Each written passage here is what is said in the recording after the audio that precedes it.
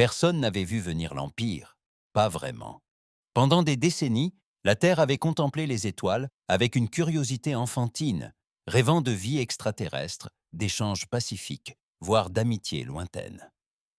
Mais lorsque le ciel s'est illuminé d'un voile de lumière argentée et froide, ses rêves se sont brisés comme du verre sous une botte. L'Empire n'a pas envahi le monde avec des armées. Du moins, pas au début. Ils sont arrivés porteurs de messages d'unité et de paix. Ils se nommaient le Dominion Olari, descendant de 1000 anciens systèmes stellaires qui avaient rétabli l'ordre dans le chaos. Leurs vaisseaux planaient en silence au-dessus des villes. Leur langue fut téléchargée sur les réseaux mondiaux du jour au lendemain, et leurs émissaires arrivaient vêtus d'armures scintillantes qui semblaient flotter au-dessus du sol. L'humanité observait, hésitante, les dirigeants s'incliner. Le président Monroe fut l'un des premiers. C'est l'occasion pour la Terre de rejoindre quelque chose de plus grand, déclara-t-il lors d'une retransmission mondiale. Nous ne sommes pas seuls, nous ne sommes pas insignifiants. Le haut préfet de l'Empire se tenait à ses côtés, souriant, le regard noir, impassible. Au début, les choses évoluèrent lentement. De nouvelles technologies firent leur apparition. Réseaux énergétiques libres, transports défiant la gravité, remèdes à des maladies qui avaient ravagé l'humanité pendant des siècles. La pauvreté recula, la criminalité diminua, et la population exulta. La Terre entrait dans une ère nouvelle. Mais le prix à payer ne tarda pas à se faire sentir. Des voix commencèrent à s'éteindre, journalistes, dissidents, scientifiques qui posaient trop de questions. Puis vinrent les changements de loi. Des mesures et des anodines, disait-on. Des restrictions discrètes à la liberté d'expression. L'interdiction des textes anciens de la Terre, qualifiés de subversifs. Les centres culturels fermèrent. L'éducation fut remplacée par une doctrine de domination. Des soldats en armure blanche patrouillaient dans les rues, soi-disant pour protéger, sans que personne ne se souvienne de quoi. Toute rébellion était impossible. L'Empire avait déjà tout vu. Il avait étouffé des soulèvements sur des lunes désertiques, des rébellions gelées sur des planètes glacées. La Terre n'était qu'une conquête de plus, mais la Terre était différente des autres. Dans une banlieue délabrée de Nairobi, au milieu des ruines d'une usine laissée à l'abandon après l'installation par l'Empire de ses distributeurs de nourriture synthétique, une femme nommée Nia Outé était agenouillée près de la tombe de son frère. Il avait disparu 2 semaines auparavant, arrêté par les agents chargés de faire respecter la loi pour avoir enseigné des ouvrages interdits dans une école clandestine. À présent, il n'était plus là. Officiellement, il avait résisté à la réforme de l'éducation. Officieusement, personne ne savait où l'on avait mis les corps. Le visage de Nia, autrefois doux et plein de rêves, se durcit. « Ce n'est pas notre ciel », murmura-t-elle. « Ce n'est plus chez nous. » À Détroit, Marcus Dale Saazeil, un ancien soldat, observait des drones survoler son ancien quartier, à la recherche de comportements non coopératifs. Il avait combattu lors de la dernière guerre humaine sur Terre, avant l'arrivée de l'Empire. À l'époque, il pensait se battre pour la liberté. Désormais, il comprenait que la liberté avait pris une toute autre forme de chaîne. À Pékin, un scientifique désabusé, Jiao Ming, entreprit de décrypter la structure centrale du réseau énergétique. Le cadeau de l'Empire, s'avéra-t-il, n'était qu'un instrument de contrôle. Cette technologie pouvait servir à paralyser des villes entières, à punir toute résistance par l'obscurité et le froid. C'était déjà le cas dans certaines régions d'Amérique du Sud où des manifestations avaient éclaté. Jiao entra dans la clandestinité à travers le monde. D'autres s'agitèrent, un murmure dans l'obscurité. Un mouvement non pas né des gouvernements ou des armées, mais du peuple. Des agriculteurs, des informaticiens, d'anciens détenus, des adolescents, de vieux combattants. Ils se nommèrent le Terrapacte. Tout commença par une transmission piratée, brève et percutante, diffusée sur toutes les chaînes du Dominion. La Terre déclare: l'Empire galactique n'a pas sa place dans le ciel terrien. L'Empire rit. D'abord, mais en quelques jours, les structures du Dominion commencèrent à s'effondrer. Un relais de communication à Mumbai explosa. Une base d'atterrissage dans le Texas rural fut rasée par une arme à impulsion volée. L'Empire riposta avec force et rapidité, incendiant des quartiers entiers, sous prétexte de confinement. Pourtant, les incendies n'arrêtèrent pas le message. Le mal se propagea comme une épidémie incurable. Nia, Marcus et Jiao devinrent des leaders, non par titre, mais par sacrifice. Leurs noms furent murmurés dans les ruelles, gravés sur les murs, résonnant dans les cellules. Leurs histoires circulèrent à travers les réseaux, transitèrent par des satellites défectueux et des appareils détournés de leur usage initial. L'humanité se souvint de ce qu'elle avait oublié. Elle avait survécu aux épidémies, à l'esclavage, au génocide, aux guerres mondiales, aux extinctions massives. Elle avait été ensevelie sous les cendres et s'était relevée. Elle s'était déchirée et avait appris à se reconstruire. Et aussi avancé que fut l'Empire, la Terre possédait quelque chose qu'il ne comprendrait jamais, la rébellion. Et maintenant, elle avait une déclaration. Le premier officier du Dominion à mourir sur Terre n'avait pas été abattu par une arme. Il était étouffé, lentement, méthodiquement, avec pour seuls outils un sac plastique et les mains, calesées d'un grand-père furieux qui avait vu son petit-fils disparaître pour avoir assisté à un atelier d'histoire dans un sous-sol de Johannesburg. Pas de combat spectaculaire, pas de sensationnalisme médiatique, juste une rage sourde dans un monde qui commençait à s'embraser. Le Dominion n'a pas diffusé l'information concernant cette mort. Il n'avait pas les moyens de se l'offrir, contrairement à la résistance. Une vidéo granuleuse montrait les yeux sans vie de l'officier et un message en dessous.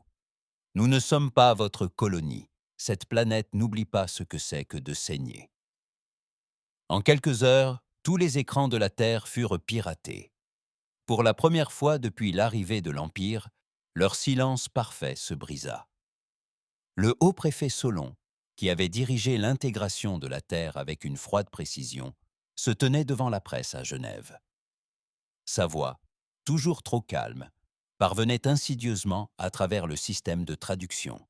« L'ordre sera rétabli, déclara-t-il. Terra a reçu des dons qu'elle n'a jamais mérités.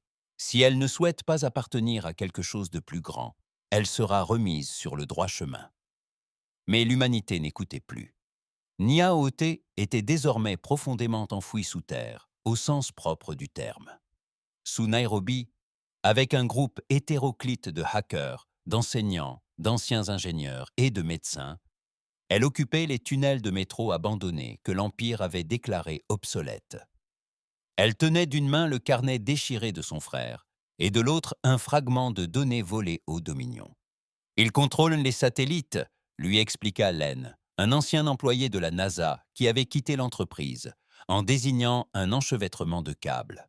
Mais ça intercepte leur signal et le fait transiter par l'ancien relais martien. Le transfert prendra 6 minutes. Après, ils ne sauront plus ce qui leur est arrivé. « Qu'est-ce qu'il y a sur l'éclat » demanda Nia. Len sourit. « Des preuves. » Cette Terre n'a jamais été destinée à être intégrée. Nous sommes un cobaye. Un cobaye ? Ils ne nous élèvent pas, ils nous conditionnent. Leurs érudits pensent que les humains sont trop imprévisibles, trop émotifs. Ils veulent voir si la peur nous brise ou nous transforme. Nia fixa l'éclat. Alors montrons-leur à quoi ressemble une mutation. L'éclat s'activa à l'aube. Ce jour-là, tout a mal tourné pour l'Empire. À Moscou, des pelotons entiers de soldats du Dominion se sont retrouvés sans armes. À Lagos, le réseau électrique s'est dérouté, plongeant dans le noir toutes les infrastructures impériales sur une distance de 110 km. Un spatioport chilien a explosé de l'intérieur, non pas à cause de bombes, mais à cause de la chaleur intense et soudaine de ses réacteurs suralimentés. Et pendant tout ce temps, un message résonnait en boucle sur toutes les chaînes du Dominion, d'une voix. « Humaine, nous sommes imprévisibles. Nous ne sommes pas dociles.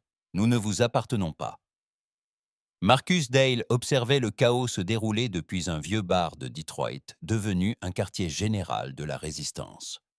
L'endroit empestait encore la bière éventée et l'urine, mais les yeux de ceux qui s'y trouvaient brûlaient comme jamais auparavant. L'éclate a fonctionné, cria quelqu'un. Marcus se contenta d'acquiescer. La technologie lui importait peu. Ce qui l'intéressait, c'était la peur qu'il lisait dans les yeux des membres du Dominion. Pour une fois, il paraissait humain, vulnérable. « Ils vont se venger », murmura-t-il. « Ils le font toujours », répondit une voix à côté de lui.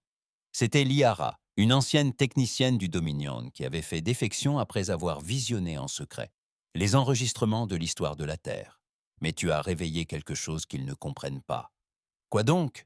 Liara le fixa droit dans les yeux. « L'espoir, c'est irrationnel, instable, contagieux. » Marcus laissa échapper un rire amer. « Et dangereux. » La riposte survint en moins d'une semaine. Le Dominion appela ça un assainissement. Des quartiers entiers furent vaporisés depuis l'orbite. Ils n'eurent même pas la prétention d'être chirurgicaux. Bidonvilles, écoles, hôpitaux, villes entières pâlirent cointés comme des bougies dans le vent. Mais la terre ne fléchit pas, elle rugit. Dans les cendres du cap, des enfants peignirent des symboles de résistance sur les murs avec du jus de bêtes pressé. À Tokyo, un violoniste à la retraite se tenait dans la rue et jouait la 9e symphonie de Beethoven, tandis que des drones descendaient net autour de lui. Il n'a pas bronché lorsqu'ils lui ont tiré dessus. Les personnes autour de lui enregistraient chaque seconde. Xiaoming, caché au plus profond d'un bunker près de Shanghai, observait le flux vidéo à travers des écrans fissurés. Il n'avait pas dormi depuis des jours. Ses mains tremblaient, non pas de peur, mais d'épuisement dû à la programmation.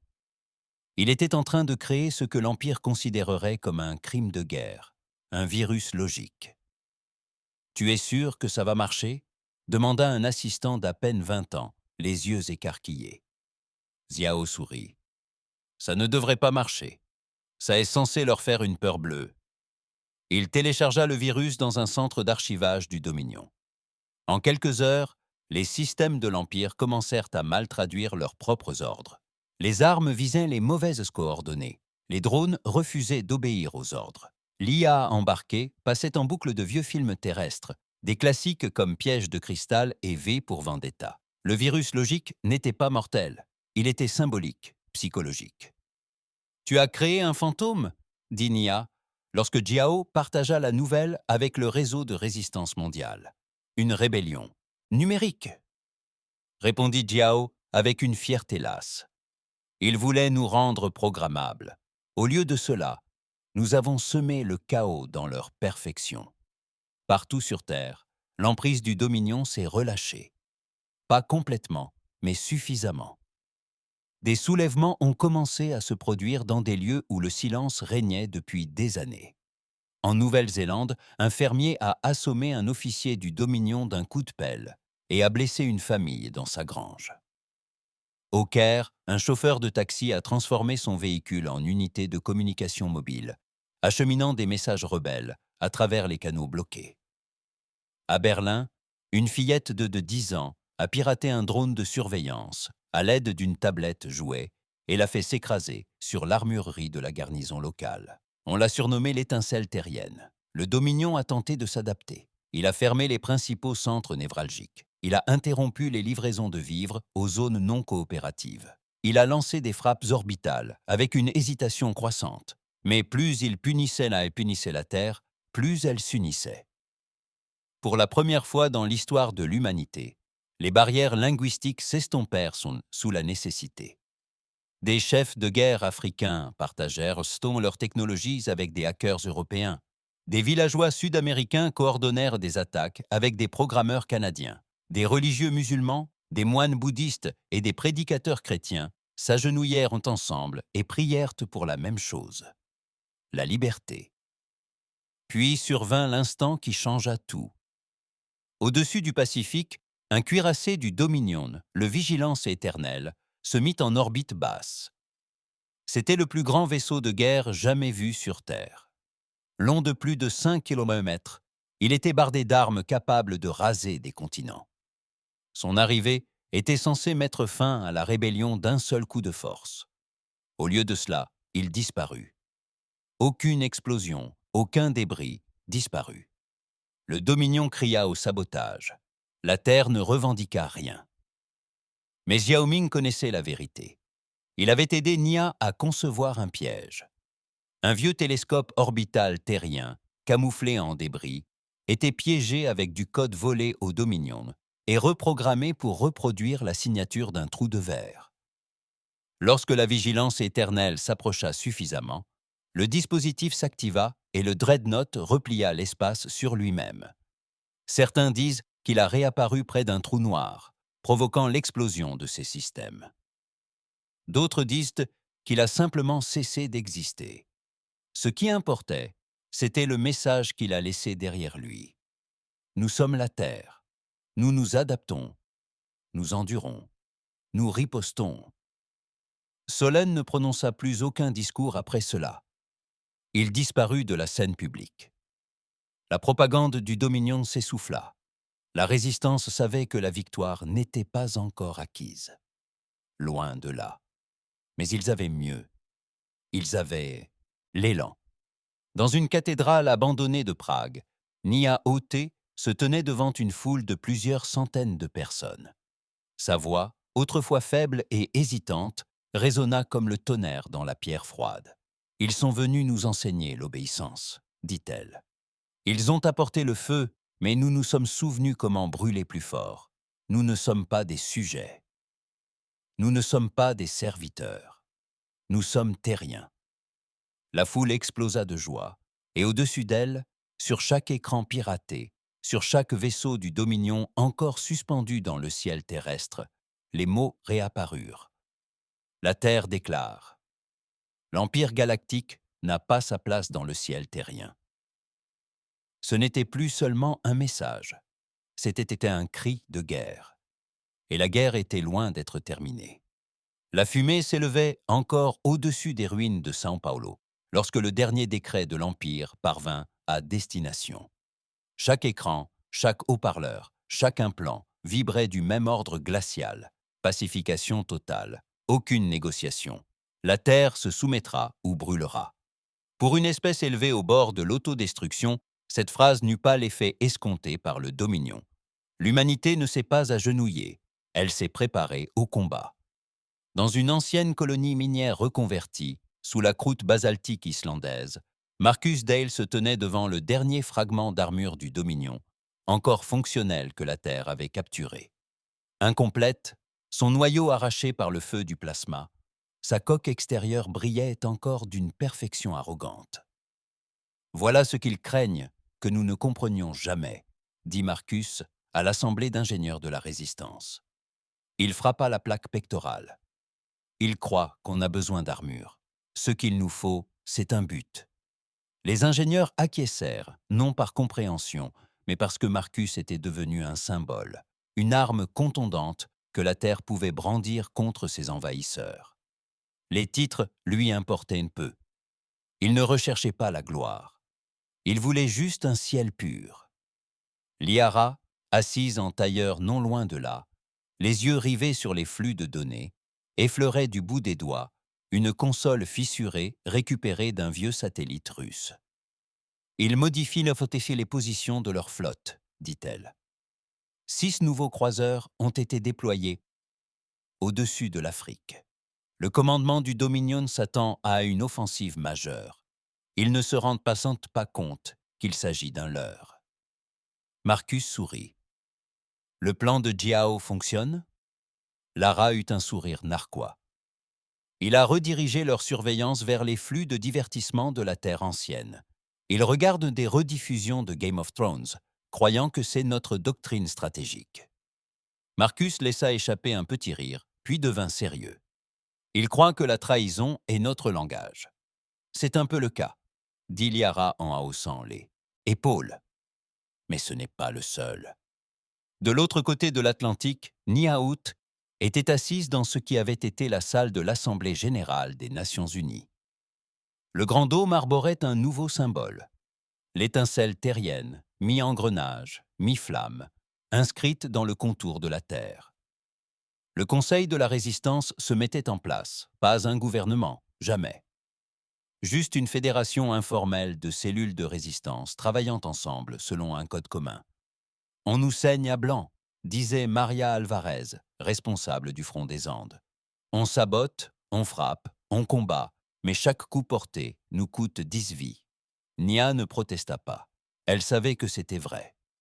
Il prépare Ketna à quelque chose, dit Jiao depuis la table creuse, le visage vide et pixelisé.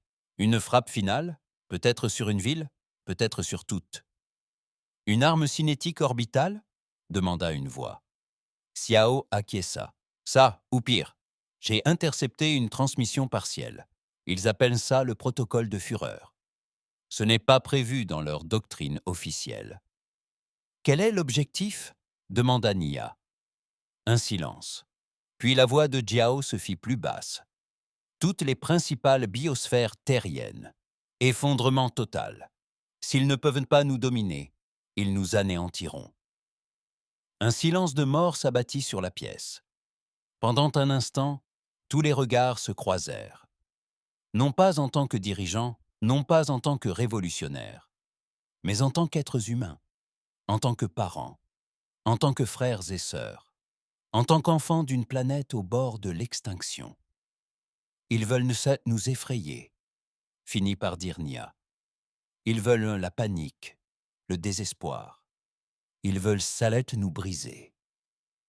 Elle se leva, marcha jusqu'au bord de la pièce et posa la main sur le mur fissuré où les noms de villes déchues étaient gravés dans le métal brûlé. Paris, Logos, Mumbai, Atlanta. Mais ils oublient à qui ils ont affaire. Nous ne sommes pas de simples humains. Nous sommes la Terre, et cette planète ne meurt pas en silence. C'est alors que la phase finale de la contre-offensive terrienne prit forme, l'opération Impulsion de fer. Tandis que l'attention du Dominion restait focalisée sur l'Afrique et l'Asie, la résistance construisait une base en Antarctique, un lieu si inhospitalier que l'Empire le patrouillait à peine. Cachés dans un ancien centre de recherche sous 120 mètres de glace, des scientifiques, d'anciens stratèges militaires, des programmeurs d'IA et même des esprits ayant fait défection du Dominion travaillaient de concert.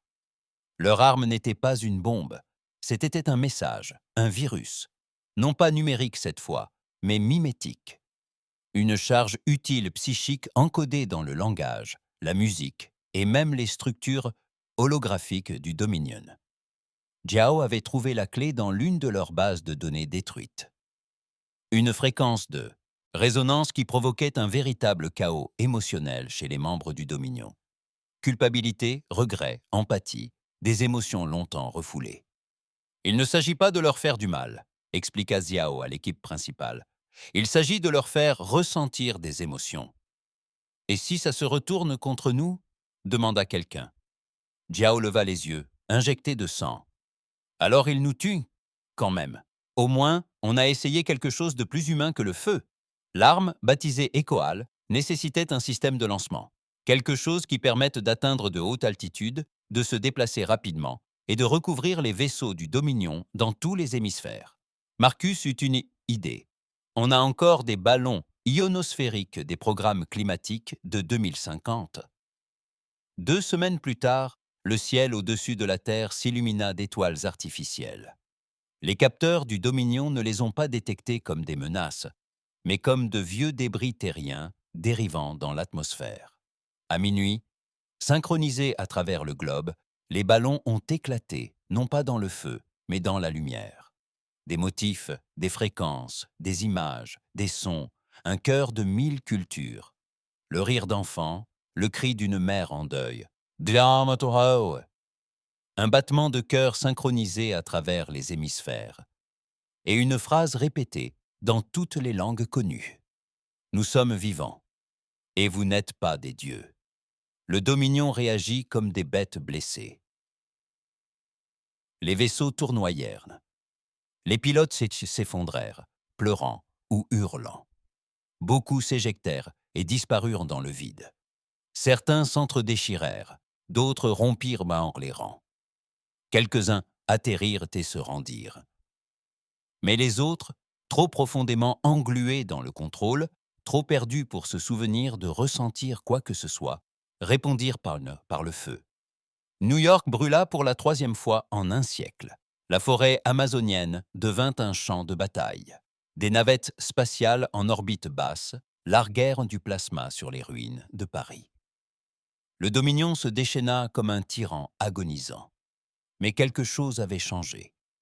Pour chaque acte de destruction, une centaine d'humains se levèrent. Dans les rues de Daca, des résistants abattirent une tour du Dominion à l'aide de câbles d'acier et d'une rage pure. À Buenos Aires, un ancien musicien de rue a détourné une émission du Dominion et chanté une vieille berceuse qui a fait hésiter la moitié d'une flotte. En Californie, une femme aveugle a traversé un champ de bataille brandissant un drapeau blanc imbibé du sang de son fils. Les soldats du Dominion n'ont pas tiré. Ils ont déposé leurs armes et se sont agenouillés. L'espoir, terrifiant, téméraire, irrationnel, s'était propagé comme une traînée de poudre. Niaout se tenait au bord de l'ancien bâtiment des Nations Unies, le regard perdu dans le ciel déchiré par la guerre. « Soit ils partiront, dit Marcus à ses côtés, couvert de suie et de sang. Soit ils détruiront tout. Nia acquiesça. Alors nous nous battrons jusqu'à notre dernier souffle, et après cela, nous ferons en sorte que notre histoire survive. Tu crois que cette planète en vaut la peine demanda-t-il, mi-sérieux, mi-plaisantin. Nia ne sourit pas. Elle n'en avait pas besoin. Je crois que cette planète est vivante. Je crois qu'elle se souvient. Et je crois qu'elle est enfin en train de se réveiller. Une ombre se déplaça au-dessus d'eux. Un des derniers croiseurs du Dominion descendait, espérant mener une ultime attaque. Nia regarda le danger imminent, puis Marcus, et prononça les mots qui, un jour, seraient gravés sur tous les monuments de la Terre. Dites-leur quand ils écriront leur histoire. La Terre n'a pas supplié, elle a riposté. Le ciel a hurlé. Le peuple s'est soulevé, et la guerre pour l'âme de la planète est entrée dans sa phase finale. Le croiseur n'a pas frappé immédiatement. Il a plané dans la brume, une ombre sur une ville qui avait déjà trop saigné. L'horizon jadis fier de Genève gisait comme une cage thoracique sous sa masse. Des bâtiments effondrés, des monuments renversés, la rivière obstruée par les cendres et les débris. Et pourtant, le vaisseau du Dominion attendait toujours. Niaout, immobile, se tenait au sommet du toit calciné d'une station de métro effondrée, son manteau flottant dans le vent cendré. Elle fixait la bête au-dessus d'elle, comme pour la défier de cligner des yeux. « Il effectue une reconnaissance, » dit Liara, en regardant à travers une lentille tactique fissurée. « On cherche des signaux de commandement, des chefs. Ils te traquent. »« Laisse-les faire, » dit Nia. Sa voix ne tremblait pas. Elle ne l'avait pas fait depuis des semaines. Pas depuis la première fois où elle avait vu un soldat du Dominion sangloter dans son casque, après qu'Ecoal eut brouillé son esprit insensible. Ce n'était plus une question de survie, c'était une question de règlement de compte. Marcus Dale était déjà en mouvement. Il s'infiltra dans les ruines du métro, avec 3 agents armés de munitions IEM modifiées et de pointes magnétiques. Leur mission n'était pas de tirer, mais de consolider le dernier atout de la résistance. Ecoal avait trop bien fonctionné. Le Dominion s'effritait. Les patrouilles s'étaient raréfiées, les ordres se contredisaient. Certains vaisseaux avaient complètement disparu, dérivant comme des tombeaux abandonnés en orbite. Mais le commandement principal, l'élite dirigeante, était toujours intact, toujours calculateur, et désormais au bord du désespoir. « Nous n'avons qu'une chance, » dit Jiao d'une voix tendue dans le communicateur. « J'ai modifié la charge utile. Au lieu d'une explosion globale, celle-ci ne ciblera qu'un seul point. Le croiseur, dit Lara, déjà en train de taper. Infection localisée, tu vas griller sa hiérarchie. » La voix de Xiao se fit plus grave. « Je vais leur donner l'humanité, toute, sans filtre. Chagrin, joie, amour, trahison, espoir, compressés en un seul flot. » Nia cligna des yeux. « Tu vas leur faire tout ressentir, » murmura Jiao. « Et soit ils craqueront, soit ils deviendront comme nous. » Sous terre, le métro était un labyrinthe de tunnels à moitié effondrés et de câbles de données lumineux serpentant dans des veines semblables à du béton. L'infrastructure du Dominion avait tenté de la rendre efficace. Le sabotage humain l'avait rendue personnelle. Marcus avançait silencieusement dans l'obscurité, son équipe derrière lui. Deux femmes, Faye et Kamari, toutes deux anciennes militaires, portaient des brouilleurs de fortune fabriqués à partir de vieilles puces de smartphone. La quatrième était une adolescente muette nommée Juno, qui comprenait les machines mieux que quiconque et ne prononçait pas un mot. Elles atteignirent la cargaison, un cylindre de métal noir poli qui vibrait doucement d'énergie latente. Le dernier écho s'éteignit. « Peut-on atteindre le croiseur d'ici » demanda Marcus. Juno acquiesça et pointa le ciel, mimant un relais à miroir dissimulé dans l'un des observatoires dévastés de Genève. L'ancien télescope avait été remplacé par une antenne parabolique du Dominion. Il leur fallait simplement une liaison directe et 30 secondes de transmission ininterrompue. « Du gâteau », murmura Marcus. Ils n'y croyaient pas. Aucun d'eux n'y croyait. Là-haut au saut, l'atmosphère changea. Le croiseur du Dominion chargeait quelque chose. Son ventre luisait comme un cœur qui battait lentement. Des veines de lumière pâle pulsèrent vers sa pointe. « Ils vont raser la ville », dit Liara, le souffle coupé. « Ce n'est plus à cause de nous, c'est une punition. »« Alors on fera en sorte que ça compte, » dit Nia. Elle se tourna vers la foule derrière elle, les derniers défenseurs de Genève. Des civils, pour la plupart des mécaniciens, des étudiants, quelques soldats là. C'est à la retraite, tous vêtus de lambeaux de couleur de la résistance, tous prêts à mourir. Nia éleva la voix, rauque mais assurée. Ils se prennent pour des dieux. Ils croient que s'ils nous brûlent, ils auront gagné. Que la peur est une forme de loyauté. Elle pointa le ciel du doigt. Mais cette chose là-haut, ce n'est qu'une machine. Et nous n'avons plus peur des machines. La foule répondit en criant. Non pas des acclamations, mais un rugissement. Une défiance qui crépitait dans l'air comme de la statique. Marcus fit signe d'en bas. « Nous sommes prêts. » La voix de Jiao parvint à travers le réseau. « Si ça marche, l'équipage du croiseur perdra la tête et le contrôle. On aura alors 30, peut-être 60 secondes avant qu'il ne s'écrase ou ne riposte. »« Compris, » dit Nia. « Fais-le. » Jiao hésita. « Tu t'es déjà demandé ce qui se passerait après ?» Les yeux de Nia restèrent fixés sur le vaisseau en vol stationnaire. Libre. Puis la charge utile fut tirée. Le bruit fut faible.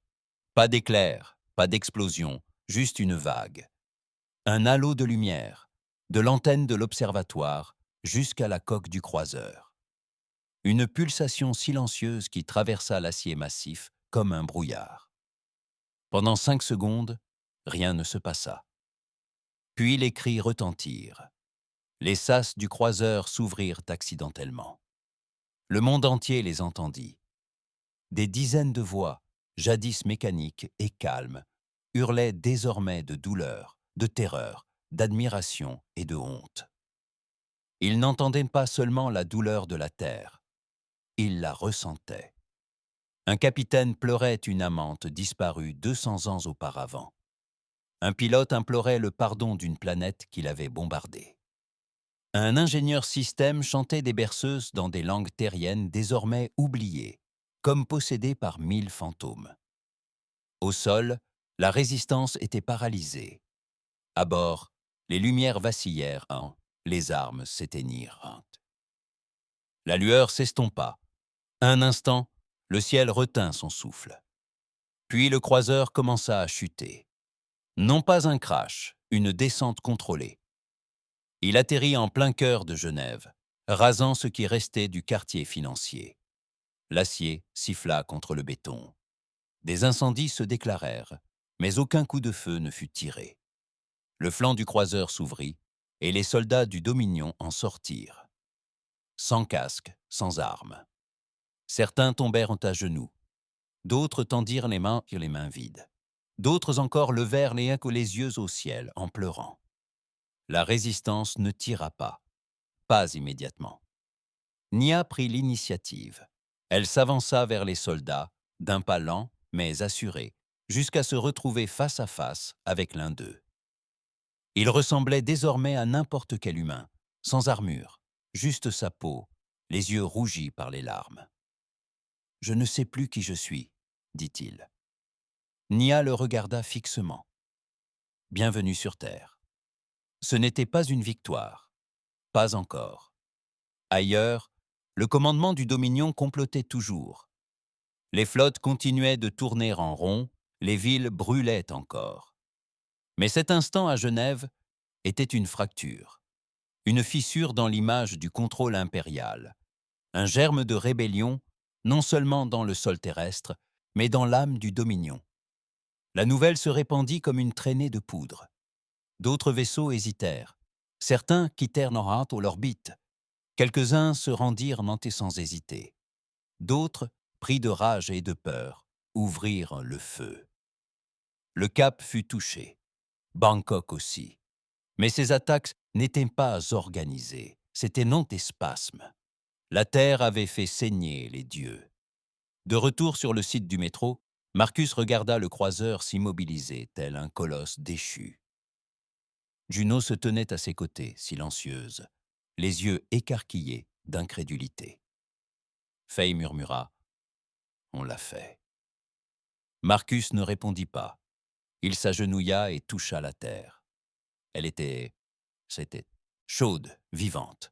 Plus tard dans la nuit, tandis que les feux s'éteignaient et que les étoiles réapparaissaient dans le ciel, Nia était assise avec Jiao près d'une transmission endommagée. « Tu as construit quelque chose d'horrible, » dit-elle. « J'ai construit quelque chose d'humain, » répondit Jiao.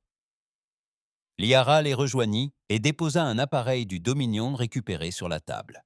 Cette technologie, on peut l'adapter, l'utiliser, non seulement pour combattre, mais aussi pour construire. Nia acquiesça. Alors commençons à planifier.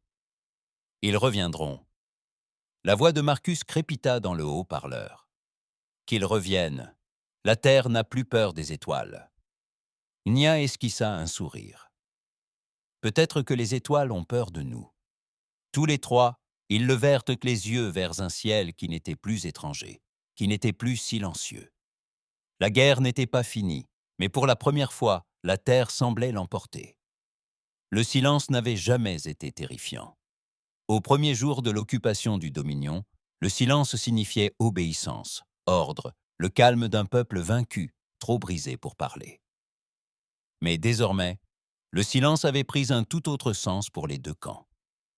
Pour la Terre, c'était le souffle avant la prochaine frappe. Pour le Dominion, c'était l'horreur de perdre le contrôle. Depuis les hautes sphères de l'orbite terrestre, le vaisseau amiral du Dominion, le Vox Aeternum, planait comme une lame au-dessus de l'atmosphère, sa coque sombre, ses armées chargées, mais inactives. À l'intérieur, le chaos régnait derrière les portes closes. L'amiral Relex K arpentait son poste de commandement, les poings serrés dans le dos, la mâchoire crispée. Il avait servi l'Empire pendant près de 3 siècles. Il avait intégré 65 planètes, à son giron, écrasé des rébellions avant même qu'elles n'éclatent. Darwin. Il pensait que la Terre ne ferait pas exception. Il s'était trompé. Son second, un tacticien né pour la logique nommé Sénal, planait à ses côtés, lisant des flux de données grâce à un implant oculaire. Le croiseur qui s'est écrasé au-dessus de Genève n'a pas repris contact. Un climat de tension s'installe au sein du détachement terrien restant. K grogna. « Je n'ai pas besoin d'un diagnostic. J'ai besoin d'un remède. » Il n'y a pas de protocole pour ça. Sen a dit qu'ils avaient infecté notre équipage avec quelque chose d'irrationnel, d'incontrôlable. K se retourna brusquement. Espoir. Le visage de Sen se crispa, exprimant une sorte de dégoût. Empathie. K fixa la projection de la Terre en contrebas. Une bille bleue cernée de cicatrices vertes et traversée d'océans obscurs. Un monde oublié qui aurait dû disparaître comme tous les autres. Au lieu de cela, ils ont fait pleurer ses meilleurs vaisseaux. « Combien de flottes restent-elles » demanda K. « 3, répondit Sen. « Une en orbite lunaire, 2 toujours positionnées sur la base martienne, et les autres ont fait défection ou sont neutres. Certaines ne répondent tout simplement pas. » K se détourna de l'écran. Commencez la purge. Amiral, envoyez le code de purge, effacez les émotions, effacez les souvenirs. Réinitialisez toutes les unités qui ont hésité. Je veux l'obéissance, pas le deuil. Sen cligna des yeux. La purge n'a pas été utilisée depuis plus d'un siècle. Nombre de ces unités s'effondreront définitivement. Alors qu'elles meurent plutôt dans une machine inerte que dans un rebelle. Et d'un seul ordre, K exécuta le protocole final du Dominion. Sur Terre, tout commença par des cris. À Nairobi, un soldat du Dominion qui s'était rendu s'est pris la tête entre les mains et s'est effondré, pris de convulsions. À Manille, un mécanicien qui avait fait défection quelques jours auparavant est mort subitement en pleine conversation. À Genève, 3 soldats qui venaient de semer des graines sur la place dévastée de la ville se sont mis à parler à l'envers avant de s'écrouler, du sang coulant de leurs yeux. « Il les efface, hein !» cria Nia, penché sur le corps d'un jeune technicien du Dominion, dont les derniers mots avaient été « Je voulais te comprendre ». Le visage de Jiao apparut brièvement sur un écran voisin. « Protocole de purge.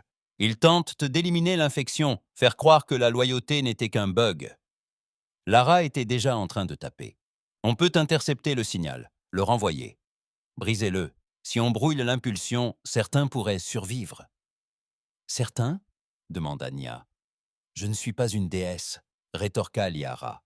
« Je ne suis qu'une femme avec la moitié d'un satellite et beaucoup de codes volés. »« Alors ça suffit !» s'exclama Nia. « Faites-le !» Les réseaux de résistance survivants du monde entier se mirent en action. Ingénieurs, programmeurs et techniciens satellitaires connectèrent chaque plateforme orbitale restante à un seul objectif : bloquer la purge. On l'appelait l'Econété. Tandis que le Dominion envoyait son chant de mort dans le cerveau de ses soldats, la Terre chantait plus fort. Des chants de la vieille Terre dans toutes les langues.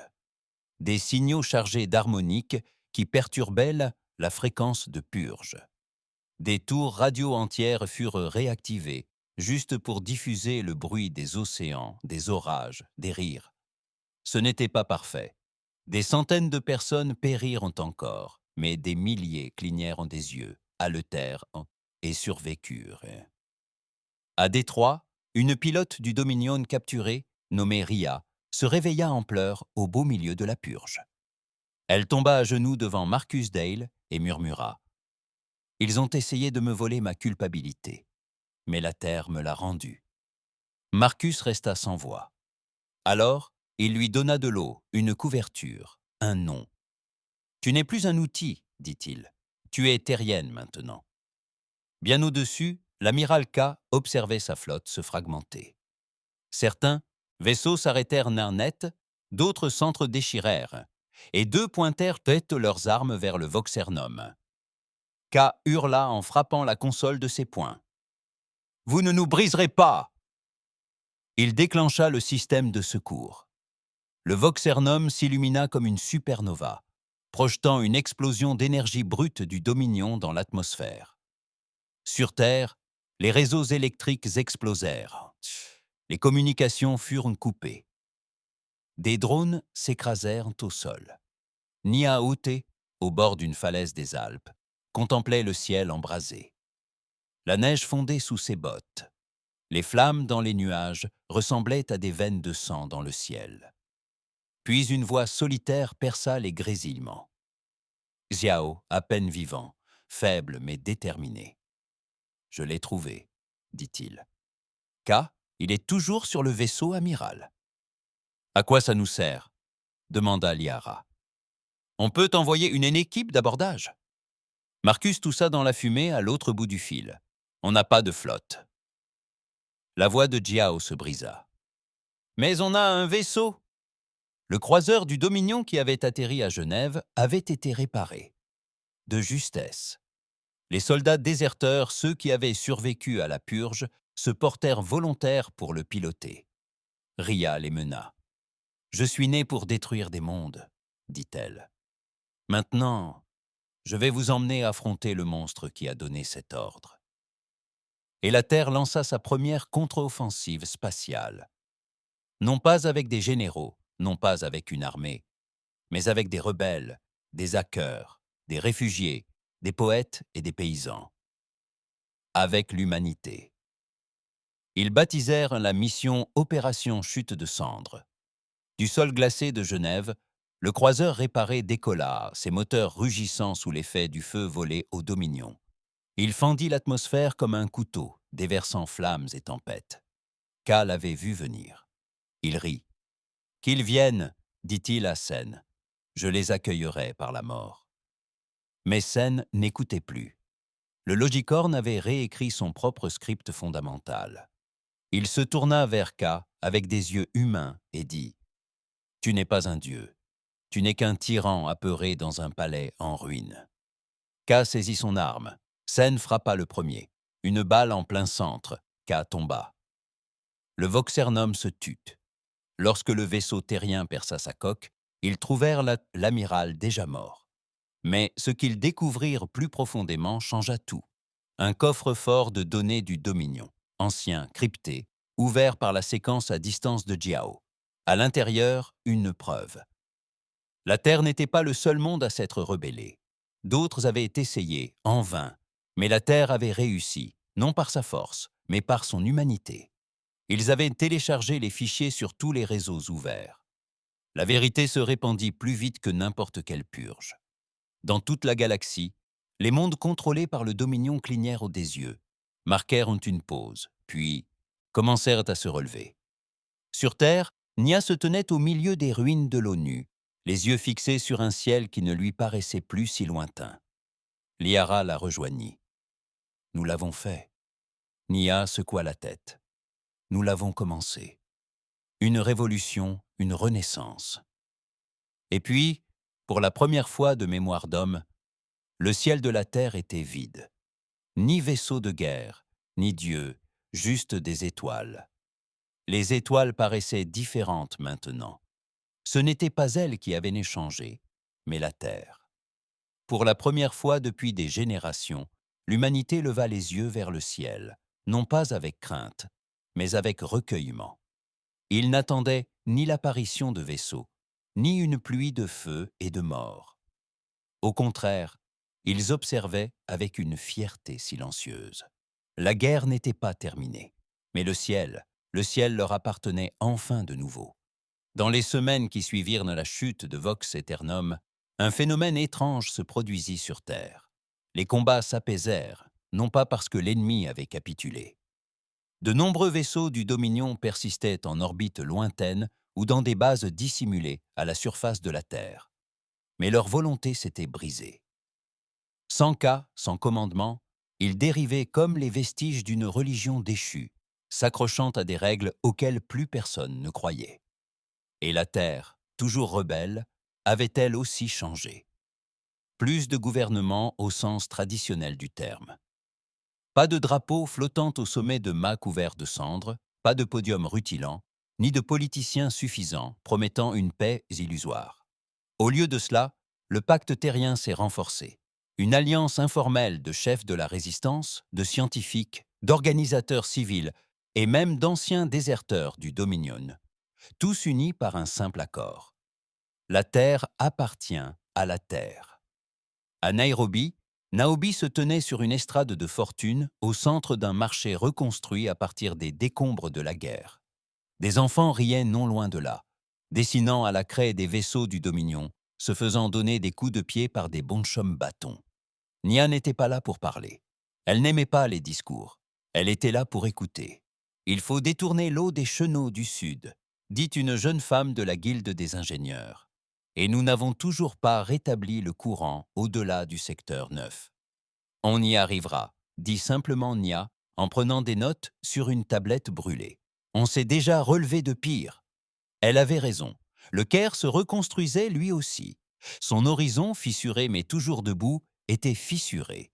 Des tours de verre recousues grâce à des technologies ancestrales et à la ténacité de la résistance. Bogota aussi, Manille aussi, des centaines de villes également. Mais elles ne se contentaient pas de se reconstruire. Ils étaient en pleine transformation. Lara, désormais à la tête du programme de reconversion technologique du Dominion, supervisait un projet sans précédent, l'intégration de l'instinct humain à l'infrastructure extraterrestre. Elle l'appelait symbiose. Ne reconstruisez pas ce que nous avions, déclara-t-elle au Conseil terrien, qui comptait de nombreux membres. Repensez tout, des transports aux communications, en passant par l'alimentation énergétique de nos foyers. Que cette époque soit celle de l'hybride. Son équipe a transformé les rails de transport de Dominion en véhicules de ravitaillement ambulants, desservant toute la ville. Ils ont reconverti les anciens satellites de surveillance planétaire en systèmes de navigation en libre accès. Ils ont aménagé des centres d'apprentissage dans les ruines de casernes militaires, où l'histoire était enseignée aux enfants. De l'histoire vraie, pas de la propagande. Certains restaient même méfiants. Nous utilisons leurs outils, déclara Marcus lors d'une séance tendue du Conseil. Des outils conçus pour la domination. Nous ne pouvons pas leur faire confiance.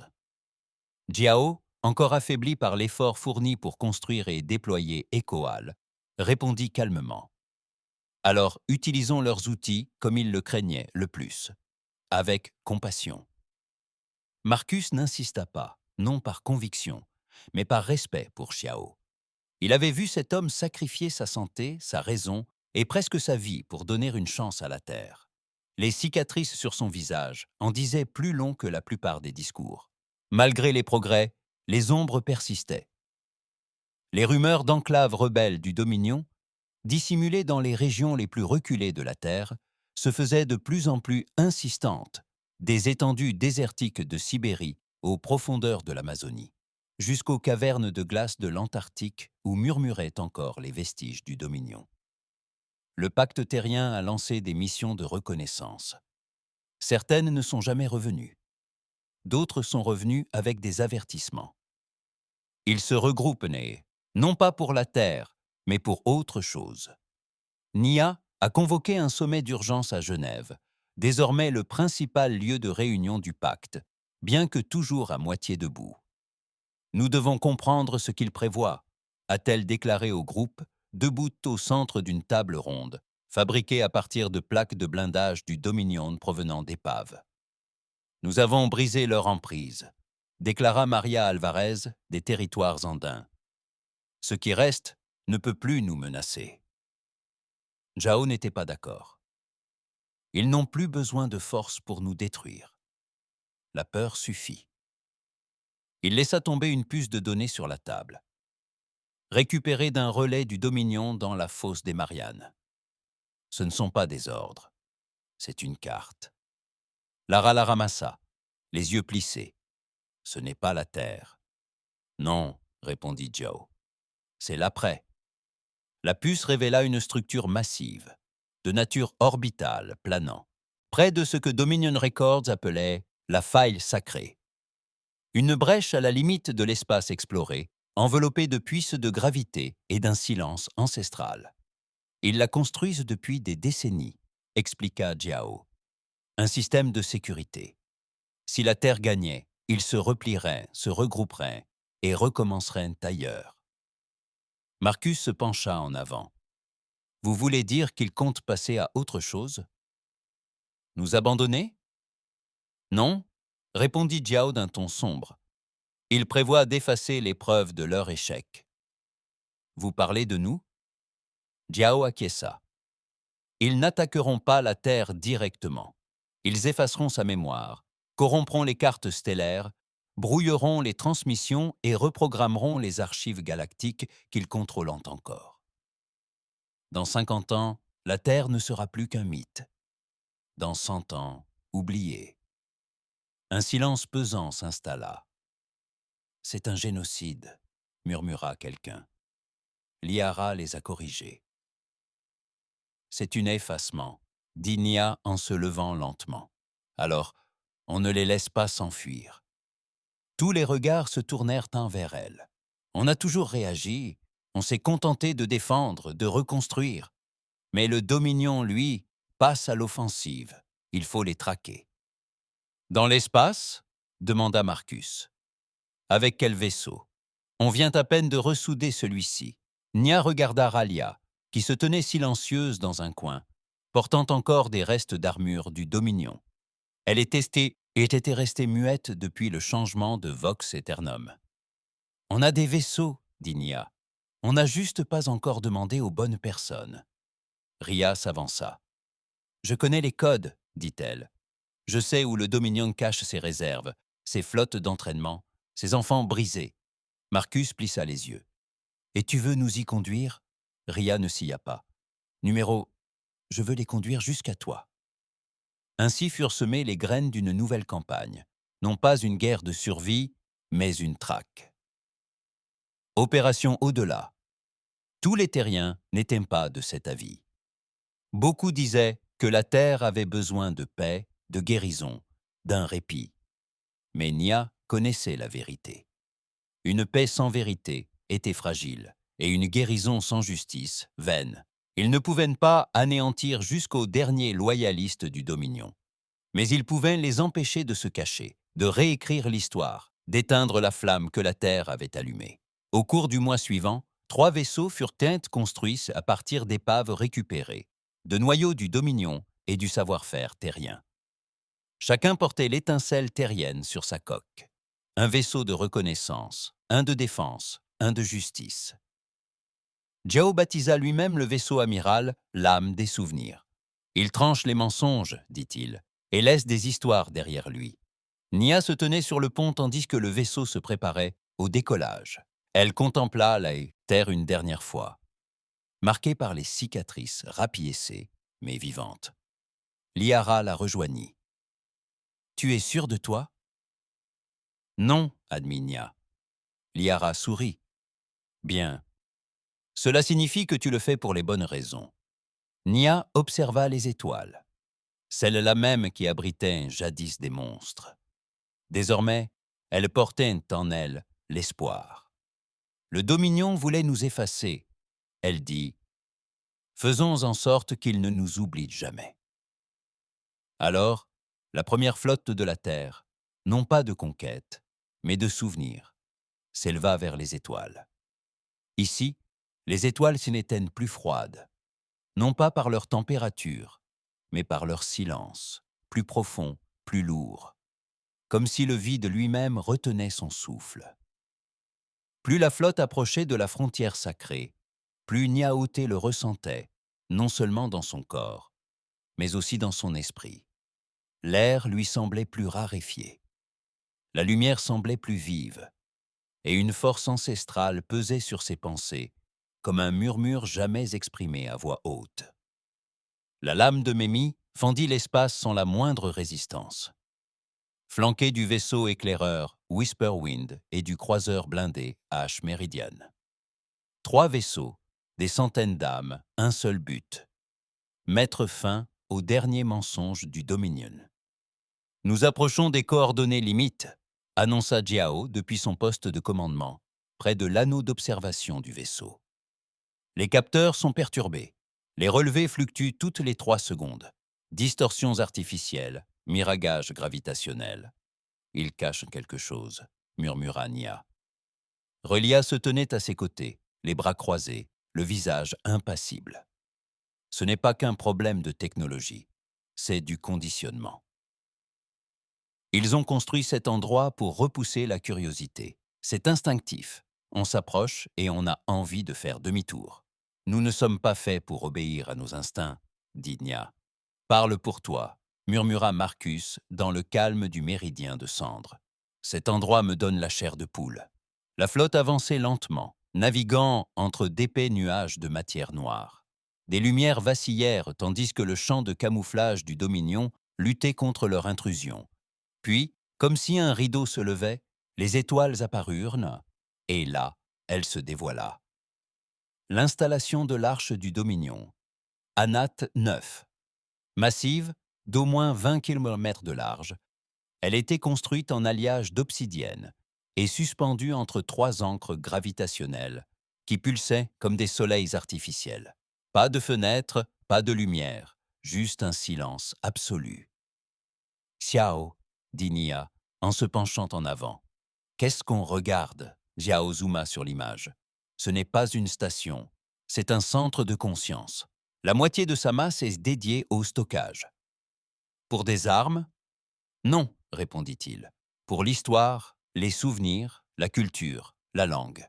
C'est leur héritage collectif. Les yeux de Relia s'écarquillèrent. Ils vont l'effacer. Pas seulement l'effacer, dit Jiao. La réécrire, transformer leur défaite en simple incident, nous faire passer pour des agresseurs. Ou pire, nous supprimer purement et simplement. Nia expira lentement. Alors nous rétablirons la vérité. Elle donna l'ordre. Les vaisseaux se mirent en position, encerclant l'arche comme des loups autour d'une bête ancestrale. Les systèmes de défense s'illuminèrent sur sa coque extérieure. Des tourelles oubliées depuis longtemps tournaient lentement, désorientées par la signature hybride de la Terre. Aucune flotte du Dominion ne semblait vouloir les défier. Mais quelqu'un les observait encore. À l'intérieur du complexe, au plus profond de son sanctuaire, un ancien gardien du Dominion, connu sous le nom d'archaviste Kius, observait l'arrivée des intrus. Sa peau, pâle comme un parchemin délavé, était parcourue de veines artificielles de données. Ses yeux étaient des implants argentés qui clignaient indépendamment. Il servait le Dominion depuis bien avant la naissance de la plupart des officiers actuels. Gardien de toute vérité, de toute inouïe histoire, de tout silence. Et maintenant, il allait tout purifier. Lancer l'effacement final, dit-il à l'IA qui l'entourait. Purger la Terre, sceller son nom sous le protocole de mémoire nulle. Que la galaxie ne s'en souvienne que comme d'un échec. Demande de remplacement reçue. L'IA a répondu. Durée estimée de la suppression complète, 42 minutes. Retour à la lame de mémoire. Les alarmes ont retenti. Il lance la purge de la mémoire. Jiao a confirmé. Il nous reste moins d'une heure. Nia plissa les yeux. Relia, y a-t-il un moyen d'entrer? Oui, dit Ria, mais pas par le feu, par la ruse. Que voulez-vous dire? Ils ont conçu Anit 9 pour repousser toute agression. Toute attaque directe déclenchera des mécanismes de sécurité. Mais si nous entrons par le port historique, un point d'accès diplomatique datant d'une époque où l'on croyait la paix possible, Nia esquissa un sourire. C'est tout à fait approprié. Elle, Ria et une équipe d'intervention de 6 personnes embarquèrent à bord d'une capsule furtive et décollèrent. Le vaisseau fila silencieusement à travers la brume magnétique, contournant toutes les défenses extérieures. Dominion Systems ne le signala pas comme hostile. Il était trop vieux, trop oublié. Une relique entrant dans un tombeau. La capsule s'amarra. Les portes s'ouvrirent d'enceinte dans un sifflement. L'obscurité les accueillit. Pas de lumière, pas de garde, pas de bruit. Juste le bourdonnement froid des machines en sommeil. Relia prit la tête, les guidant à travers de longs couloirs bordés de nœuds de mémoire, des capsules de verre remplies de brume et de lumière, chacune vibrant faiblement. « C'est leur âme », murmura-t-elle. Chaque décision, chaque mensonge, chaque aveu, Nia le ressentait aussi. L'air vibrait de pensée. Ce genre de bourdonnement qu'on perçoit dans les églises ou les ruines, un mélange de révérence et de déclin. « Jiao », dit-elle dans le calme, « on y est. »« Je me connecte au nœud », répondit-il depuis la lame. « Si je synchronise mon code avec l'IA principale, je peux suspendre la purge. Dites-nous simplement où aller. Salle centrale, 4e niveau. Attention aux pièges à rétroaction neuronale et NIA. Oui. Si l'IA tente de vous parler, ne croyez rien de ce qu'elle dit. Ils progressèrent plus profondément. Chaque niveau franchi était plus surréaliste que le précédent. Les murs scintillaient, reflétant non seulement leurs images, mais aussi leurs pensées. Marcus se vit enfant, couvert de boue et de rire. Na vit son frère. Relia se vit en tenue de souveraine, debout au sommet d'une montagne de cendres. Interférence psychique. Relia dit qu'elle se nourrissait de nos souvenirs pour nous embrouiller. Il fallait continuer d'avancer. Lorsqu'ils atteignirent le noyau, ils trouvèrent Kais qui les attendait. Il était seul. Ni arme, ni armure. Seulement une longue robe tissée de fils de mémoire. Des pensées visibles, cousues dans le tissu. « Tu ne devrais pas être ici, » dit-il. « Nous sommes ici, » répondit Nia. « Tu n'as pas ta place dans l'histoire, » dit-il d'une voix calme mais absolue. « Tu étais une anomalie, une rébellion ratée, une faille dans le récit. Tu dois être effacé. » Amusant, dit Marcus en pointant son arme. C'est toi qui te tiens dans un musée.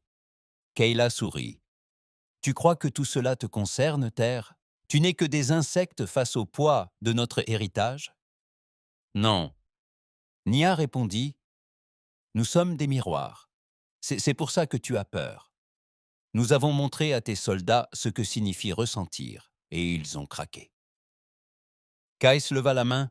La pièce s'assombrit. Vous avez semé le chaos. Nous avons apporté l'humanité. La voix de Xiao perça le brouhaha. Maintenant. Nia enfonça le disque d'interface dans le nœud. Kais hurla, non pas de douleur, mais de rage. On ne peut pas effacer la vérité. On ne l'efface pas, murmura Nia. On la restaure. Sur Anit 9, des lumières jaillirent. Les banques de mémoire s'emballèrent. L'IA bégaya, ses commandes s'interrompant brusquement. Terre supprimée. Terre vérifiée. Anomalie terrestre, origine terrestre. Relaya s'avança. Nous étions votre erreur. Désormais, nous sommes votre héritage. Kai se jeta sur eux, mais il était trop tard. La manipulation de Xiao était terminée. La véritable histoire du Dominion, jadis dissimulée, se répandit à présent dans l'Arche comme une traînée de poudre. Chaque atrocité, chaque rébellion, chaque vérité qu'ils avaient enfouie pour conserver leur emprise. La Terre n'était pas un échec. C'était le premier succès d'une ère nouvelle. Kai s'effondra, son esprit craquant sous le poids des souvenirs bruts. La chambre explosa de lumière. De retour sur l'Aer. L'âme de Memory, Zhao se laissa aller en arrière, à bout de souffle. C'est terminé. À travers la galaxie, les réseaux de données du Dominion clignotèrent en rouge, puis redémarrèrent. Et à cet instant, la Terre n'était plus oubliée. Elle était reconnue. Les étoiles chantaient.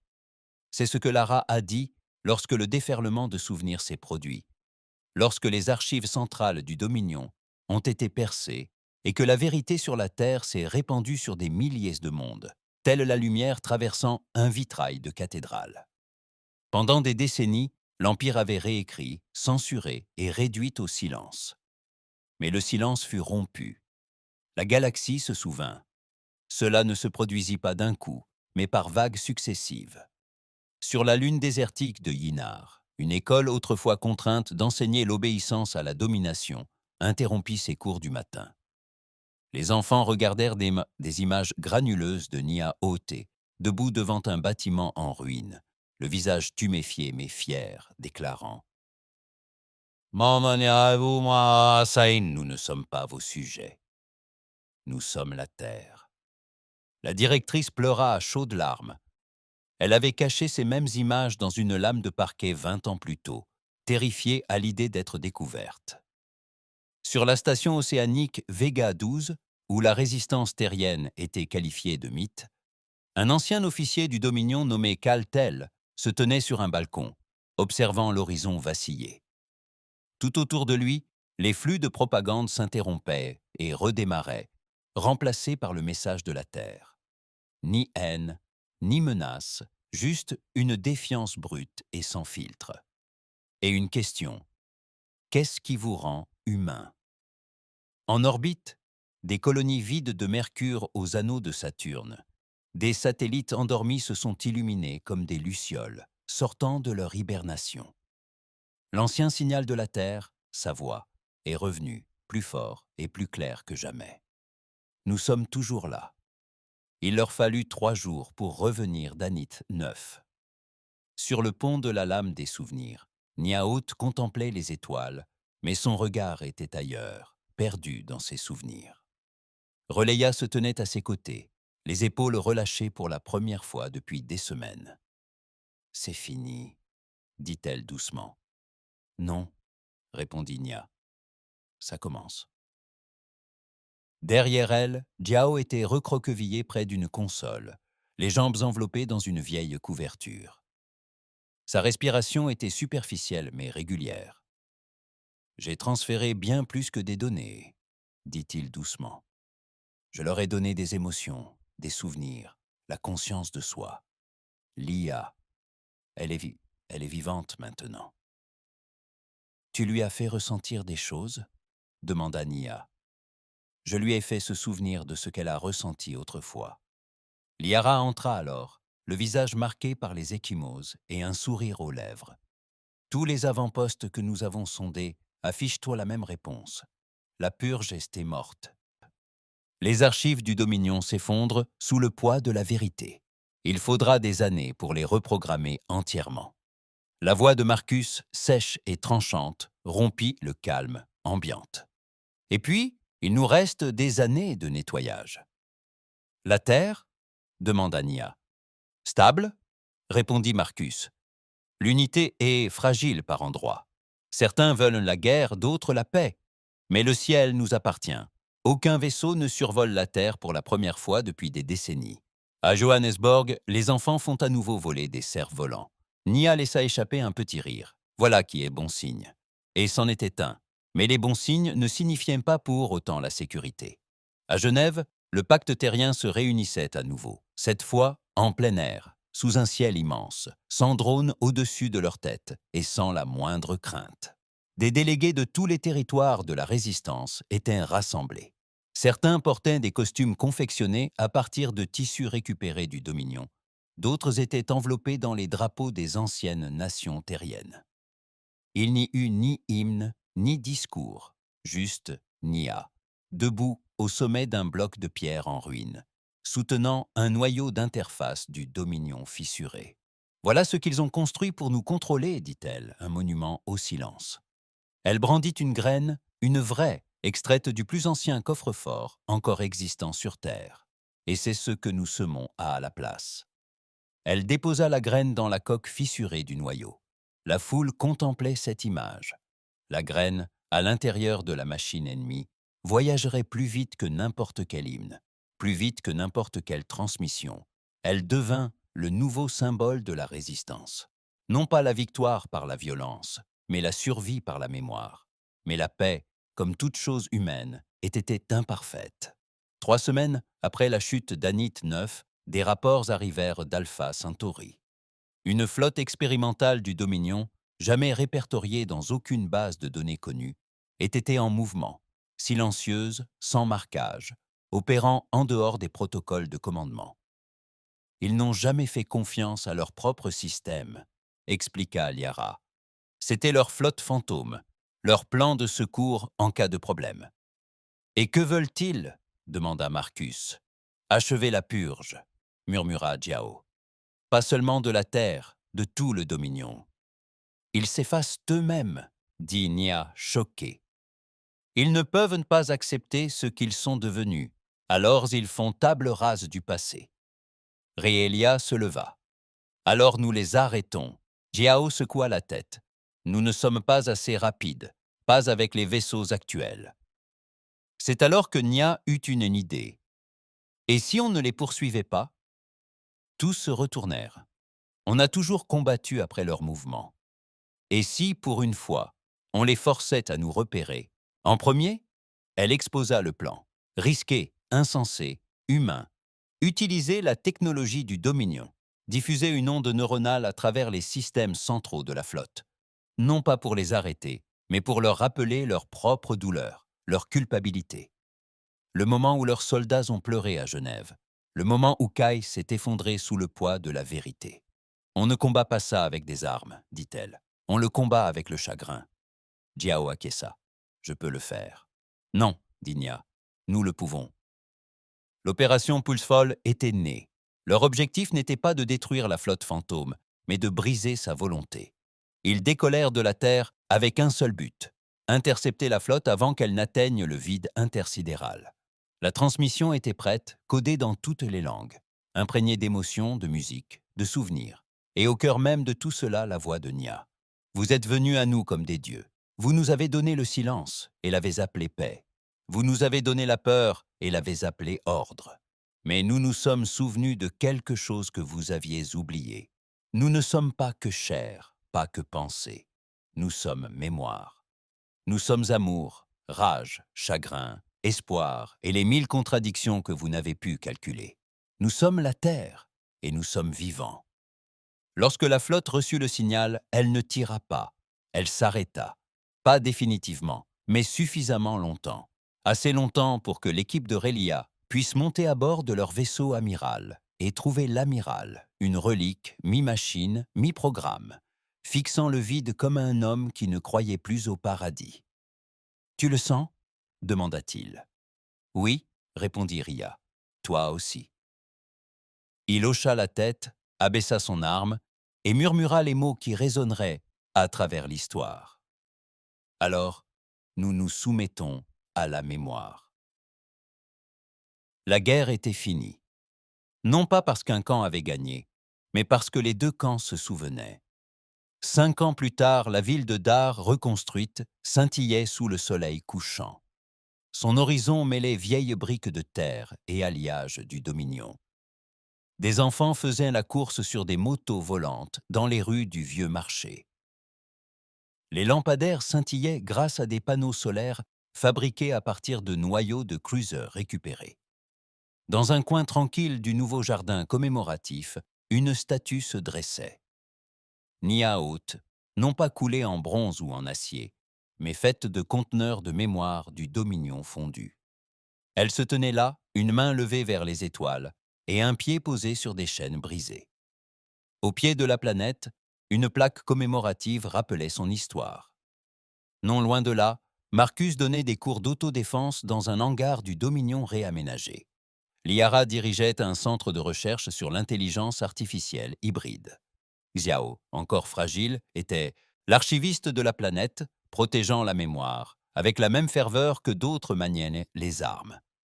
Quant à Ria, elle devint la première ambassadrice de la Terre, non pas auprès d'un gouvernement, mais auprès de la galaxie entière. Elle porta l'histoire de la Terre sur les planètes qui craignaient encore l'Empire, qui croyaient encore que résister revenait à se suicider. Elle leur dit le contraire. Elle leur parla de Genève, du ciel qui appartenait jadis aux dieux et de la façon dont la terre le reconquit. Et là-bas, dans le vide, les étoiles se souvinrent, elles aussi. Car la terre n'avait pas seulement gagné une guerre, elle avait redéfini sa place dans l'univers. D'un rocher oublié aux confins d'un empire galactique au berceau de la résistance, au berceau du souvenir, au berceau de l'humanité.